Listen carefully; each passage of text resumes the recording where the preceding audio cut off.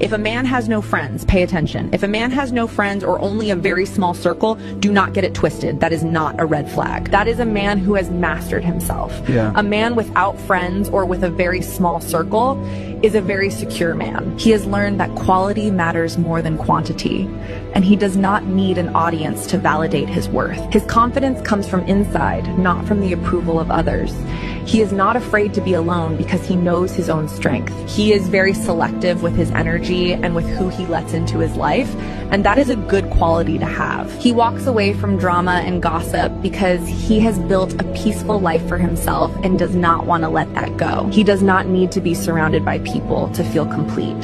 He is comfortable, he is grounded, he is steady, and he does not waste time on meaningless relationships. He knows what he wants, and he does not waste time chasing things that do not matter. So if you come across a man with very few friends or a very small circle, do not underestimate him. That is not loneliness, that is discipline. He knows peace, it is not isolation, that is self-mastery. And men like that are the hardest ones to replace. There were some files missing. 2. Yep. Not just the 2.5 or 3 million. No. I mean, they're in there, but did you see the chart of the years that they're really missing from? Mm-hmm. Can we pull up that Yeah. tweet, Thief? Just so people can see this. This is a data dump. I'm going to simplify this for you, John, because there's some more specific details here, but it is showing basically like, if you will, a percentage of data sets from the Epstein files that are presented over the years. And we can see that there is a massive gap and basically like U in the chart, if you will, between the years of 1999 to 2001, when, among other things, you had the tech bubble blow up. Mm-hmm. You had, I believe that's 99 is when the Lewinsky impeachment trial is happening. You have the election of 2000, the highly contested election of 2000, John Kiriakou, Oh, yeah. where I don't know, someone Google this for me, but I think there was a big point of contention in Palm Beach County as it pertains to that election, and that's where one Jeffrey Epstein did happen to reside. Just looking at some things here. Yep. And then in 2001, you have the worst terrorist attack in United States history in New York and D.C. and in the skies over that fell over Pennsylvania with United 93. Mm-hmm. And suddenly all these files are missing. But John, we did get an email from 2003 that slipped through the cracks. Really? Oh, you haven't seen this one? No, I haven't seen it. So there's an email thief. Boom. He's got it. He's all over it. So this is from 2003. Someone named Ed Epstein sends an email to one GMAX, Ghislaine Maxwell, saying, my any God. interest in being on the Shadow Commission on 9/11? The membership list is secret. She responds, thanks for the invite. Unfortunately, I cannot be on the Shadow Commission. A shadow commission. It takes my breath away. Oh my God. This should be the banner headline. What do you make of that? I don't even know what to say. I mean, nobody believes what the 9/11 Commission concluded anyway. That's right. But the fact that there was a shadow commission with a secret membership list? And Ghislaine Maxwell talked about it in 2003. Somewhere, I think it was like July 6th, 2001, maybe like August 11th. The dates might be slightly off. There are 2 meetings that occur at the White House, one of them with Condoleezza Rice, where CIA sent literally Tenet, Cofer Black, and some dudes who were still like Rich Blee, who's still, I think, undercover. I think that's a fake name if I remember correctly, where they tell them an attack's coming. So like when you look at the whole like, well, CIA definitely did this. CIA had a lot of incompetence because they didn't share information with FBI, and there's a lot of issues there, Yeah, and they deserve a ton of huge. blame. But that was the one thing in this that was always like the canary in the coal mine for me, where I'm like, well, it couldn't have been that. Like they had the leadership warning about it. So Yeah, they did. you know, maybe it's the White House. I don't know.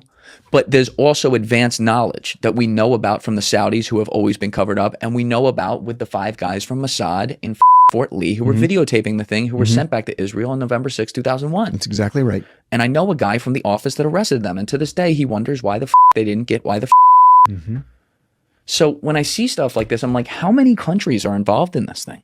God, this is bad. And is it even countries versus is it this Right. trilateral elite Right. just in general? Like Yeah. everyone wants to just immediately say, it's Israel, it's Saudi Arabia, it's the CIA. How about all the above who are working for all the above? Possible? Possible. Yes. Yes.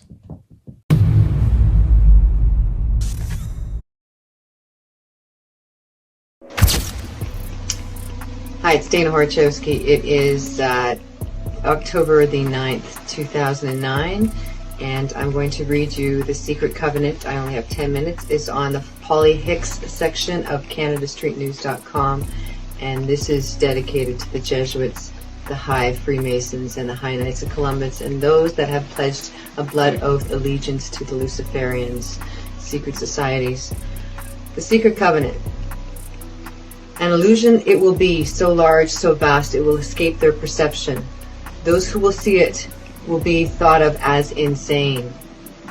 We will create separate fronts to prevent them from seeing the connection between us. We will behave as if we are not connected to keep the illusion alive.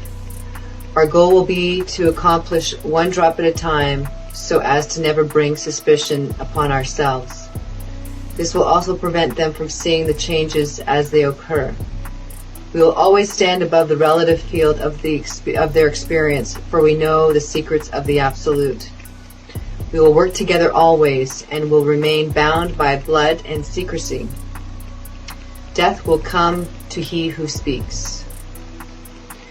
We will keep their lifespan short and their minds weak until pretending to do the opposite.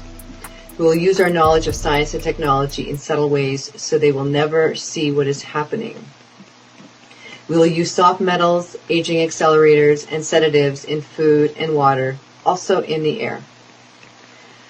They will be blanketed by poisons everywhere they turn. The soft metals will cause them to lose their minds. We will promise to find a cure from many of our fronts, yet we will feed them more poison. The poisons will be absorbed through their skin and mouths, and they will destroy their minds and reproductive systems. From all of this, their children will be born dead, and we will conceal this information. The poisons will be hidden in everything that surrounds them, and what they drink, eat, breathe, and wear. We must be ingenious in dispensing the poisons, for they can see far. We will teach them that the poisons are good, with fun images and musical tones. Those they look up to will help. We will enlist them to push our poisons. They will see our products being used in films and will grow accustomed to them and will never know their true effect.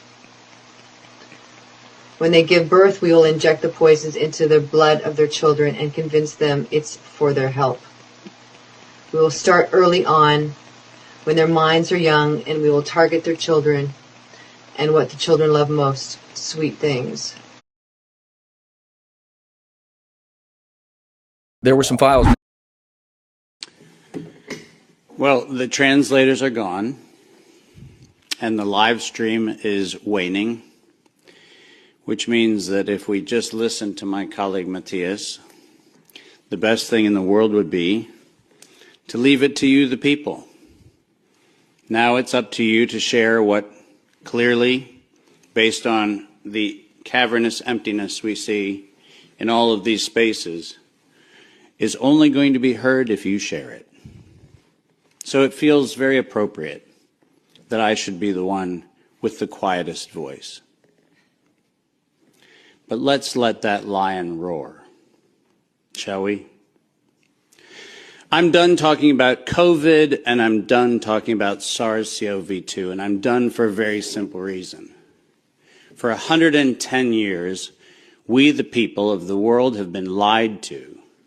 We're a group, a very small number of criminal, industrial conspirators decided to subordinate the entirety of the human population for the purpose of their sinister plans to enrich themselves while impoverishing and killing the rest of humanity. And I'm done being polite. We've long passed polite. When the words acceptable death rate become part of an industrial norm, we have lost the plot of humanity. And that's not my words. Those were the words of the World Health Organization and of Pfizer and of Moderna when they were given the authorization to begin the process of killing human beings in the interest of advancing their goals. Next slide. And I'm also not going to sugarcoat this. This is a criminal cartel We are acting as though there's some sort of redeemable quality somewhere in some esoteric layer that somehow or another the World Health Organization must have some salutatory benefit. Well, I'm going to tell you, since its formation in the 1940s, the World Health Organization has been nothing more than a criminal cartel that has a sole and singular intent. And I will show you the document that proves what I'm saying. This is not an allegation. This is actually provable by their own words in their own hand. And they use a four-step process to execute every one of their nefarious plans. They begin by planning an exercise, then they go to the business of funding that exercise, then they create the rationale for the thing that they're going to do, and then they deploy and profit from it. And in violation of 15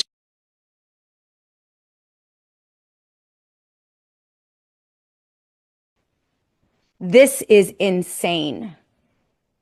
Insane. Yesterday morning, Monday morning, 52 minutes, Donald Trump engaged in one of the most blatant insider trading agendas we've ever witnessed. And it's no surprise that they kicked out the SEC enforcement director, Marjorie Ryan, just a week ago, who resigned because she went to battle with agency bosses to investigate the Trump family for misconduct and insider trading. And so now that she's out of the way, they are free to run roughshod over the people of the United States of America, and they're doing it in a blatant fashion. This is from @BarkMeta, and there are multiple stories on this floating around social media. But this is what happened yesterday. 5 minutes before the president announced a halt to attacks on Iran, someone placed a $1.5 billion bet on stocks going up and dumped $192 million in oil within 5 minutes, writes BarkMeta. These trades were 4 to 6 times larger than anything else in the entire market. And whoever did this wasn't guessing. You don't risk $1.5 billion on a hunch. You just don't do it. All right. They went on to reveal that there was zero public indication that the announcement was coming. Remember, this was early Monday morning. There were no leaks, no press, nothing. The only people who could have known what was going down are the people in the room when the decision was made.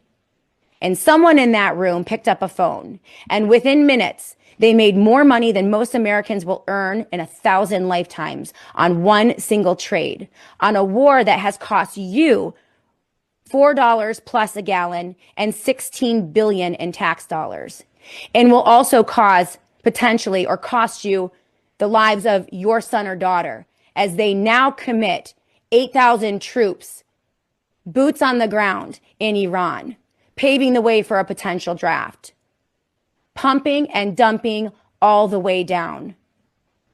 American citizens are funding this war. American citizens oppose this war. And the politicians, especially Trump and his family, are profiting from it. This is not the first time. Every major announcement from this administration has had massive suspicious trades right before it dropped, tariff reversals, policy shifts, and war decisions. It's the most blatant insider trading operation in the history of American politics, and it's not even close. It's